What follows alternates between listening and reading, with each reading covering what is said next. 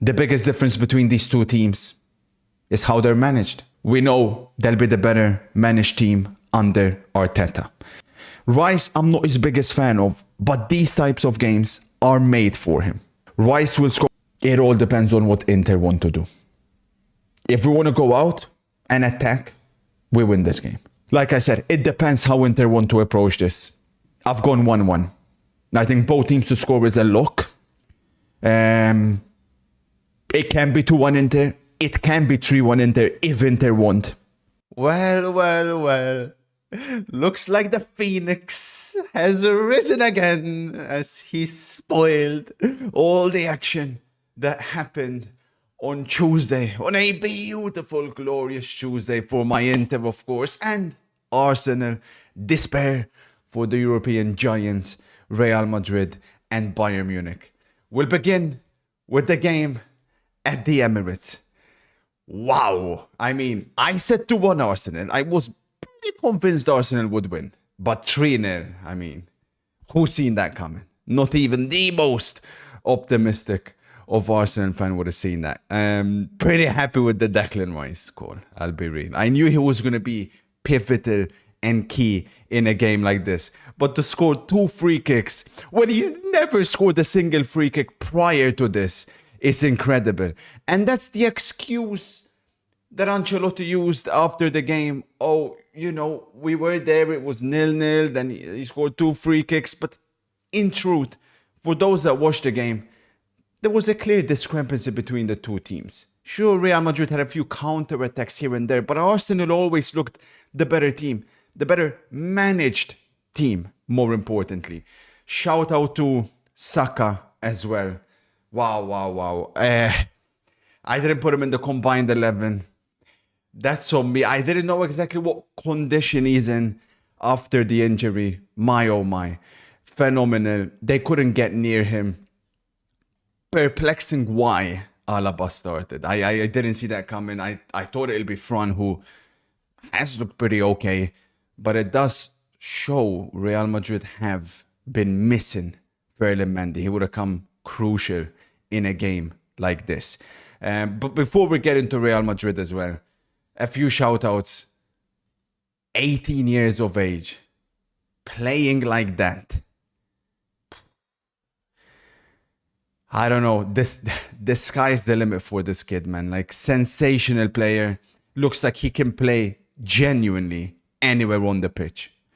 And I'll say this immediately. Tie's over. I know it's Real Madrid, and that's what people are using. But if you've watched Real Madrid play every single game this season, like I told you even in yesterday's, at some point, heritage has to go out of the window. They're going up against one of the best defensive teams to overturn a 3-0 deficit with a team that doesn't even have a manager. Like, you could put me, you could put even you. Actually, maybe not you, but you could put most instead of Ancelotti. It'll be the same thing. It'll be the same thing, because how on earth can they still from day one? They look the exact same team from day one at the start of the season as they do now. He's had, 8 months to try and figure this out. He hasn't. He keeps doing the exact same things over and over and over. These front four, there's been a clear issue in the big games that they can't play together, that you lose the balance. Just look at the games against Barcelona. You lose balance. He keeps doing the same things over and over again. He's not the sole reason why, of course, Real Madrid suffered the defeat yesterday and why they're not able to play well, because ultimately there's been mistakes in the transfer window. I said yesterday on stream, to me, it looks like Real Madrid's transfer policy has been, over the past, however, 1, 2, 3, 4 years, is that unless you're a world-class player or you're a world-class talent, they're not going to buy you. It's almost like the concept of squad players has been forgotten in this club. Toni Kroos goes, if they can't find a world-class replacement for him, then they just don't bring anybody. They don't. Same thing in defense. Nacho's gone. Unless they can find a world-class player there, they don't sign anybody. And they got extremely lucky with Asensio. Because if not, they'll be in bigger trouble than they are. Sure, unlucky with the Carvajal injury, but again, they had January. The injury happened before January. And again, nothing happens. Nothing gets made. It's at some point, it's sheer arrogance. But the root cause, aside from not replacing Toni Kroos, is here. It's here. Because Mr. I'll do it 10 times more if I have to. He has to go. I've told you this a while ago. I called the hate. I said this when his stocks were at their highest. He's not good enough to carry a team, especially when an alpha has arrived and he's still at the club. They need a proper number 9. You build the team around Mbappe. And there's a problem here as well, because when Vinicius wasn't playing, Real Madrid looked better. The connection between Rodrigo, Mbappe, Bellingham, it flowed so much better than when he's in the team. Am I lying? Okay, Madrid fans, he's given us 2 Champions Leagues, league titles, blah, blah, blah, blah. Am I lying? The balance isn't there. He's the odd one out. It's obvious that he's the odd one out. You're lying to yourselves if you can't see that. But imagine a Real Madrid with a proper number 9, Mbappe and Rodrigo. That team will function 10 times better than this current one. But like I said, that's not the sole problem. They still need a midfielder.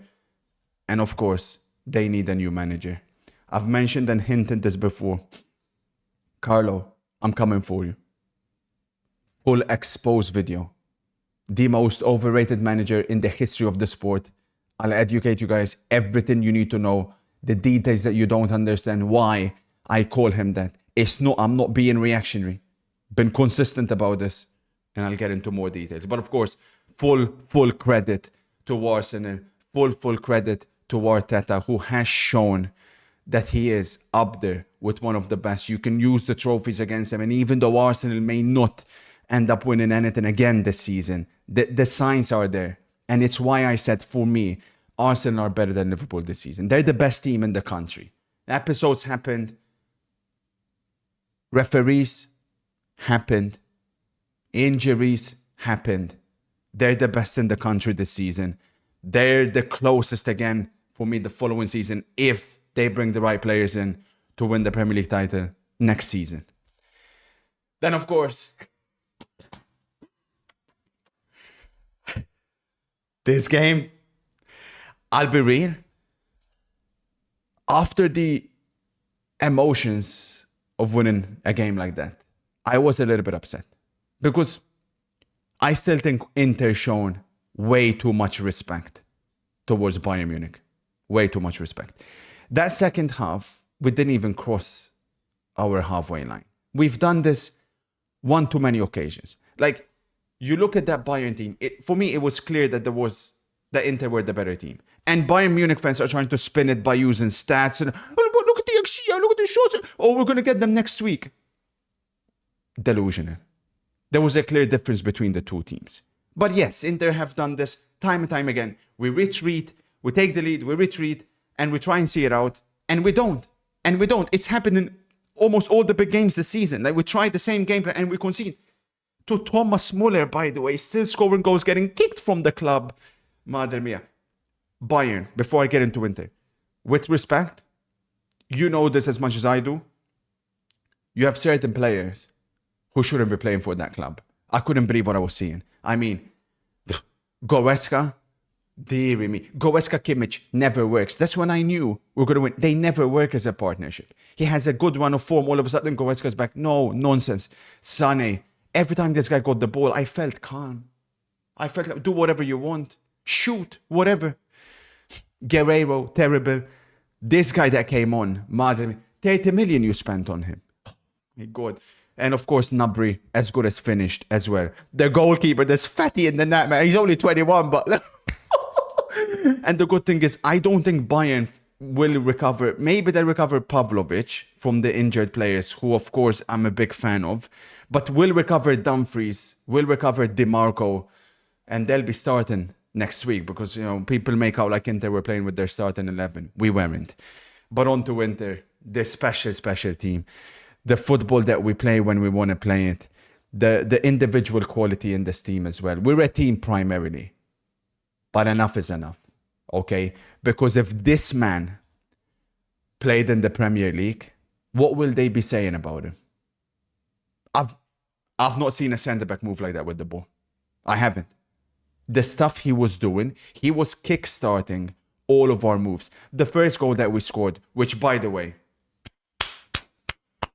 chapeau, we kept the ball for 3 minutes. I've still yet to see a full clip. Someone needs to send the full clip. We kept the ball for 3 minutes before we scored. 3 minutes. And it starts from him. He had to deal with Olise, who, one of the few players for Bayern Munich that emerges with a shout-out. But my God, this guy, different level.